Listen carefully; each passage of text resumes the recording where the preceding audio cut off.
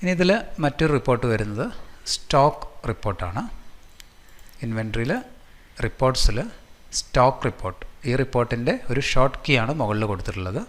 ഈ short key use ചെയ്തിട്ടോ അല്ലെങ്കിൽ സ്റ്റോക്ക് റിപ്പോർട്ട് യൂസ് ചെയ്തിട്ടോ എടുക്കാം. ഇതൊരു ഇമ്പോർട്ടൻറ്റ് റിപ്പോർട്ടാണ്. അവിടെ ഷോപ്പിലുള്ള കംപ്ലീറ്റ് സ്റ്റോക്കിൻ്റെ റിപ്പോർട്ടാണ് നമുക്ക് ഈ റിപ്പോർട്ട് വെച്ചിട്ട് ഷോ ചെയ്യാം. ഇപ്പോൾ ഇത് ഫിൽറ്ററൊന്നും ക്ലിക്ക് ചെയ്യാതെ, മുമ്പ് പറഞ്ഞ പോലെ തന്നെ എല്ലാത്തിനും ഫിൽറ്റേഴ്സ് വന്നു. ഫിൽറ്ററൊന്നും ക്ലിക്ക് ചെയ്യാതെ ജസ്റ്റ് ഷോ ക്ലിക്ക് ചെയ്യുകയാണെങ്കിൽ ഈ സിസ്റ്റത്തിലുള്ള complete positive and negative stocks, zero stock ഉൾപ്പെടെയുള്ള കംപ്ലീറ്റ് ലിസ്റ്റായിരിക്കും ഇതിൽ വരുന്നത്. ഉദാഹരണത്തിന് നോക്കുകയാണെങ്കിൽ ഇപ്പോൾ ഈ ഒരു പ്രൊഡക്റ്റ് 83 പീസ് പോസിറ്റീവ് സ്റ്റോക്ക് ഉണ്ട്. അതുപോലെ തന്നെ ഈ പ്രൊഡക്റ്റ് നോക്കുകയാണെങ്കിൽ -1 ആണ്, ഇത് മൈനസ് ആണ്, ഇത് 0 ആണ്. അപ്പോൾ ഇത്രയും ഡീറ്റെയിൽസ് വരും. അതായത് സീറോ സ്റ്റോക്ക് ആണെങ്കിലും നെഗറ്റീവ് സ്റ്റോക്ക് ആണെങ്കിലും പോസിറ്റീവ് സ്റ്റോക്ക് ആണെങ്കിലും ഈ ലിസ്റ്റിൽ ഷോ ചെയ്യും. ഇനി ഒരു പർട്ടിക്കുലർ കാറ്റഗറി വേണമെങ്കിൽ നേരത്തെ പറഞ്ഞ പോലെ തന്നെ ഓപ്ഷൻ ക്ലിക്ക് ചെയ്ത് കഴിഞ്ഞാൽ നമുക്കിവിടെ മൾട്ടിപ്പിൾ ഓപ്ഷൻസ് ഉണ്ട്. അതിൽ പോസിറ്റീവ് സ്റ്റോക്ക് എന്നുള്ളത് ക്ലിക്ക് ചെയ്തിട്ട് ഷോ കൊടുക്കുകയാണെങ്കിൽ പോസിറ്റീവ് സ്റ്റോക്സ് മാത്രമായിരിക്കും ലിസ്റ്റ് ചെയ്യുന്നത്. ഓപ്ഷനിൽ നെഗറ്റീവ് സ്റ്റോക്കാണ് ക്ലിക്ക് ചെയ്യുന്നതെന്നുണ്ടെങ്കിൽ നെഗറ്റീവ് സ്റ്റോക്സ് മാത്രം ലിസ്റ്റ് ചെയ്യും. അതുപോലെ തന്നെ മറ്റ് advanced option zero stocks, above maximum stock, minimum stock, അങ്ങനെ നമുക്ക് ഫിൽറ്റർ ചെയ്യാം. ഇനി ഡേറ്റ് നോർമലി ഓപ്പൺ ചെയ്യുമ്പോൾ ഫസ്റ്റ് വരുന്നത് ആസ് ഓൺ ഡേറ്റ് പ്രകാരമുള്ള സ്റ്റോക്കായിരിക്കും. അതുകൊണ്ട് എന്ന് പറഞ്ഞാൽ എപ്പോഴാണ് നമ്മൾ എടുക്കുന്നത് ആ ഡേറ്റ് പ്രകാരമുള്ള സ്റ്റോക്കായിരിക്കും അതിൽ വരുന്നത്. ഇനി ഇത് ഒരു പ്രീവിയസ് ഡേറ്റിലെ, അതായത് 1-ാം തീയതിയിലെ സ്റ്റോക്കാണ് അറിയണമെങ്കിൽ ഇവിടെ നമ്മൾ 1-ാം തീയതി സെലക്ട് ചെയ്തിട്ട് ഷോ കൊടുത്താൽ മതി. 1-ാം തീയതിയിലെ സ്റ്റോക്ക് ഷോ ചെയ്യും. ഇനി അതുപോലെ തന്നെ മുകളിലുള്ള ഫിൽറ്റേഴ്സ്, അതിലൊരു ഇമ്പോർട്ടൻറ്റ് ഫിൽറ്റർ വരുന്നത് സ്റ്റോക്ക് വാല്യൂ. സ്റ്റോക്ക് വാല്യൂവിൽ നമുക്ക് മൾട്ടിപ്പിൾ ഓപ്ഷൻസ് ഉണ്ട്. അതിൽ പർച്ചേസ് ആണ് ക്ലിക്ക് ചെയ്യുന്നതെന്നുണ്ടെങ്കിൽ purchase price, last purchase price വെച്ചിട്ടുള്ള സ്റ്റോക്ക് വാല്യൂ ആയിരിക്കും ഇതിൽ കാണിക്കുക. എക്സാമ്പിൾ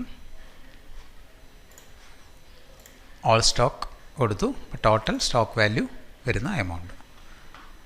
ഇനി ഈ എമൗണ്ട് ആവറേജ് കോസ്റ്റാണ് കൊടുക്കുന്നതെങ്കിൽ അത് ചേഞ്ചസ് വരും. നമുക്ക് ആവറേജ് കോസ്റ്റ് വെച്ചിട്ടായിരിക്കും ഇതിൻ്റെ സ്റ്റോക്ക് വാല്യൂ കാൽക്കുലേറ്റ് ചെയ്യുന്നത്. ഇനി അതുപോലെ മറ്റ് ഫിൽറ്റേഴ്സ്, ഒരു പർട്ടിക്കുലർ പ്രൊഡക്റ്റ് ഗ്രൂപ്പ് മാത്രം നമുക്ക് ഫിൽറ്റർ ചെയ്യാം. പ്രൊഡക്റ്റ് നെയിം, ബ്രാൻഡ്, കാറ്റഗറി, അങ്ങനെ പ്രൊഡക്റ്റുമായി ബന്ധപ്പെട്ട ഏത് ഫിൽറ്ററാണോ വേണ്ടത് ആ ഫിൽറ്റർ മാത്രം വെച്ചിട്ട് നമുക്ക് ഫിൽറ്റർ ചെയ്യാം. Example rice, product group rice select ചെയ്തു. റൈസ് എന്നുള്ള പ്രൊഡക്റ്റ് ഗ്രൂപ്പിൻ്റെ അണ്ടറിലുള്ള പ്രൊഡക്റ്റ് മാത്രമായിരിക്കും ഈ ലിസ്റ്റിൽ വരുന്നത്. ഇനി മറ്റൊരു ഗ്രൂപ്പ് മിനറൽ വാട്ടർ ആണെങ്കിൽ മിനറൽ വാട്ടറിൻ്റെ അണ്ടറിൽ ക്രിയേറ്റ് ചെയ്ത പ്രൊഡക്ട്സ് ആയിരിക്കും ഈ ലിസ്റ്റിൽ വരിക. ഇനി മൾട്ടിപ്പിൾ വെയർഹൗസ് യൂസ് ചെയ്യുന്നുണ്ടെങ്കിൽ മാത്രമാണ് നമുക്ക് വെയർഹൗസ് വൈസ് സ്റ്റോക്ക് ചെക്ക് ചെയ്യേണ്ട ആവശ്യം വരിക. അപ്പോൾ ഈ ടിക്ക് ഇട്ടിട്ട് വെയർഹൗസ് വൈസ് സ്റ്റോക്ക് ചെക്ക് ചെയ്യാം.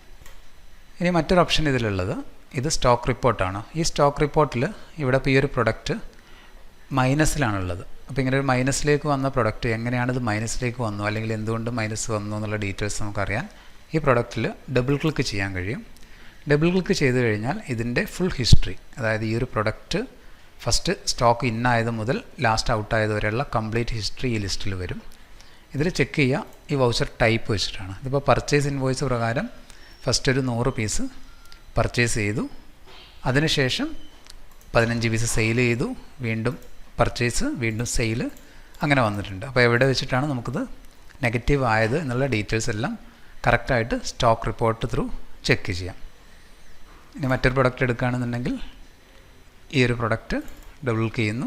ഇതിൽ ഒരു പർച്ചേസ്, ഒരു സെയിൽ, മറ്റൊരു പർച്ചേസ്, ഇത്രയും ട്രാൻസാക്ഷൻസ് ആണുള്ളത്. അതിൽ ഇൻവേർഡ് ക്വാണ്ടിറ്റി, ഔട്ട്വേർഡ് ക്വാണ്ടിറ്റി രണ്ടും അത് ലിസ്റ്റ് ചെയ്യും. അതിൽ ചെക്ക് ചെയ്യാൻ പറ്റും.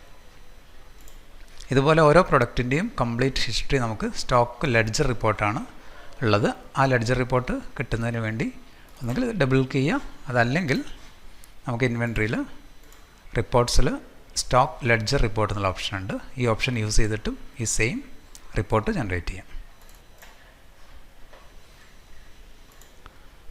ഇനി ഇൻവെൻട്രിയിൽ വരുന്ന മറ്റ് റിപ്പോർട്ട്സുകളാണ്. ഈ റിപ്പോർട്ട്സുകളിലെല്ലാം നമ്മൾ മുമ്പ് പറഞ്ഞതുപോലെ ഏത് റിപ്പോർട്ടാണോ വേണ്ടത് ആ റിപ്പോർട്ട് എടുക്കാം. അതിൽ ഫിൽറ്റർ ചെയ്യാനുള്ള ഓപ്ഷൻ ഉണ്ട്. ഡേറ്റ് കൊടുക്കുക, ഷോ കൊടുക്കുക, അതിനനുസരിച്ചുള്ള റിപ്പോർട്ട്സ് ലിസ്റ്റിൽ വെച്ച് ഷോ ചെയ്യും.